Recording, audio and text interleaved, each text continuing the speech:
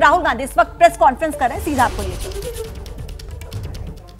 Building में transition हुआ, वो अच्छी बात है। और मेन फोकस स्पेशल सेशन का, पहले तो मालूम नहीं था ये स्पेशल सेशन क्यों हो रहा है,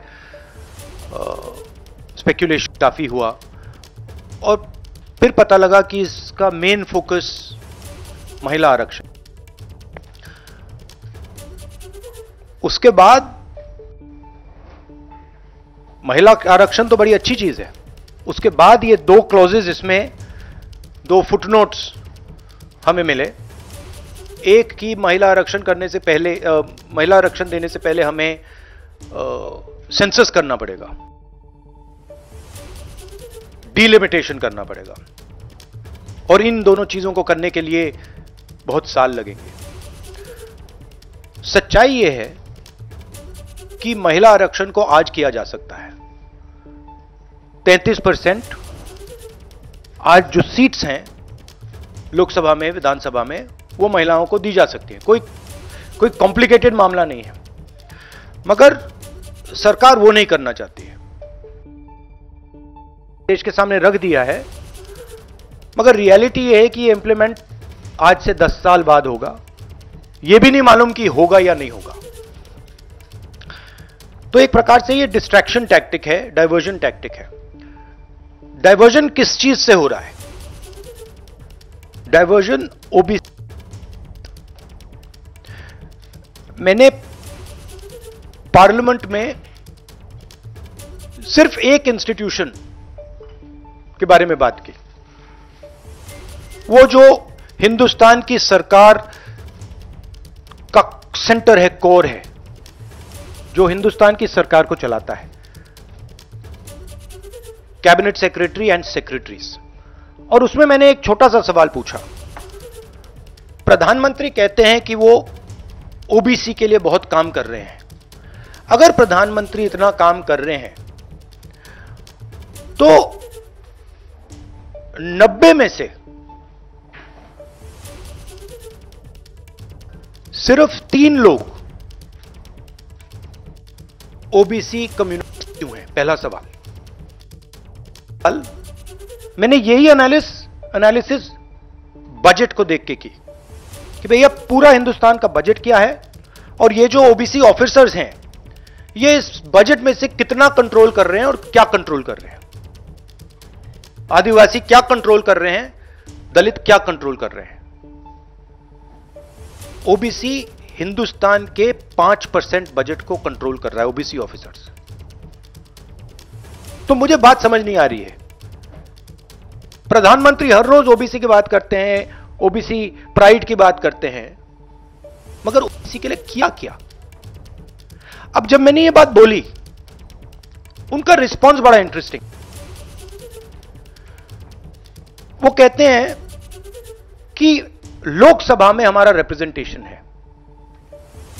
लोकसभा में रिप्रेजेंटेशन का क्या लेना देना है? मैं कह रहा हूं कि बजट डिसीजन जो लेते हैं, जो बजट को ऑफिसर्स हैं, जो बजट को कंट्रोल करते हैं, 5% ओबीसी निर्णय ले रहे हैं। और मैंने सिर्फ यह सवाल पूछा, क्या हिंदुस्तान में ओबीसी की आबादी 5% है? यह मैं जानना चाहता हूं। अगर 5% है तो फिर वो ठीक है, उसको मैं एक्सेप्ट करने के लिए तैयार हूं। मगर अगर वो 5% से ज्यादा है तो मुझे यह पता लगाना है, और एक बार मैं मन बना लेता हूं, मैं छोड़ता नहीं हूं, मुझे यह पता लगाना है ये ओबीसी हिंदुस्तान में कितने हैं, और जितने हैं उतनी भागीदारी इनको मिलनी चाहिए। अब आप किसी लोकसभा में किसी भी एमपी से पूछ लीजिए, लोकसभा को टेंपल ऑफ डेमोक्रेसी कहा जाता है।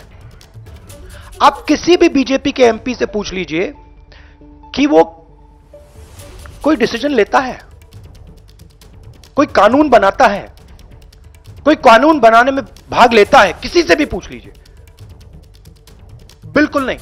ना कांग्रेस का एमपी इस लोकसभा में, ना बीजेपी का एमपी, ना कोई और इंडिया का एमपी कोई डिसीजन लेता है। मतलब एमपीज को जैसे मंदिर में मूर्ति होती है वैसे मूर्तियां बना रखी हैं, और ओबीसी की वहां पे मूर्तियां भर रखी हैं, मगर पावर बिल्कुल नहीं है, देश को चलाने में कोई भागीदारी नहीं है। यह सवाल मैंने उठाया है कि क्या, और हर ओबीसी युवा को यह समझना है कि क्या आपको इस देश को चलाने में भागीदारी मिलनी चाहिए, हां या ना? अगर मिलनी चाहिए तो क्या आपकी आबादी 5% है, हां या ना? यह सवाल है। और डिस्ट्रैक्शन इस बात से हो रहा है, बीजेपी को ये जो 2 पॉइंट्स हैं, महिला आरक्षण वाले, डिलिमिटेशन और सेंसस, इनको एकदम महिलाओं को जो इज्जत मिलनी चाहिए, रिस्पेक्ट मिलनी चाहिए, जो भागीदारी होनी चाहिए, उनको एकदम वो कर दें। सेंसस का जो हमने डेटा निकाला था उसको पब्लिक कर दें, तो सारे हिंदुस्तान के ओबीसी युवाओं को पता लग जाए वो हैं कितने, और नया सेंसस कास्ट बेसिस पे करें। Thank you. और प्रधानमंत्री को अपने अगले भाषण में यह कहना है, यह समझाना है देश को कि हिंदुस्तान के सबसे जरूरी 90 अफसर जो हैं उनमें सिर्फ 3 ओबीसी क्यों हैं? यह मेन सवाल है। और मैंने दलितों और आदिवासियों की बात ही नहीं की अभी। अंग्रेजी में क्या देता हूं? The BJP came up with the idea of a special session. We appreciated that idea. With a lot of fanfare and pomp, we moved from the old building to the new building. The Prime Minister, in a very dramatic gesture, carried the Constitution of India from the old building to the new building. And he said that he is passing a very important law, and we agree with him. Women's reservation is a central step in the empowerment of critical step. But when we read the fine print, we found something very interesting. 2 little subtexts were there. Number 1, this will be done after delimitation. Number 2, this will be done after census. What it means is this bill will be implemented a decade from now. It is not going to be implemented today, and every woman in India should understand this. It is not going to be implemented today, it's going to be implemented, if it is implemented, 10 years from now. So this is a diversionary tactic, making everyone's attention move away. People of India, Hindustan के लोगों को power transfer का कदम था, उसके बाद हमने और कदम लिए हैं। कास्ट सेंसस से जो डेटा निकलेगा वो हिंदुस्तान की जनता को और पावर ट्रांसफर करने का तरीका है।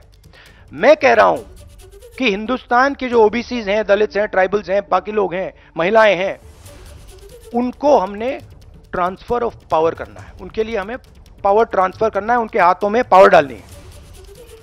फाउंडेशन वो है, और कास्ट सेंसस की जरूरत है, क्योंकि उसको समझे बिना हम ये कर ही नहीं सकते।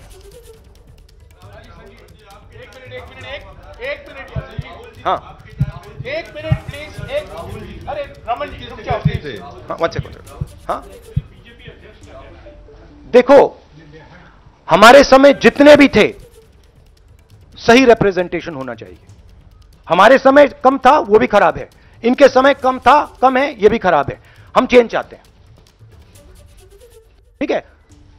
मेरा कहना है कि जब मैंने ये आंकड़ा देखा मैं हिल गया। मैं बिलीव नहीं कर सकता था कि 90 सेक्रेटरीज में से 3 ओबीसी के हैं। मैं शॉक हो गया, मैं हैरान हो गया, ये क्या है।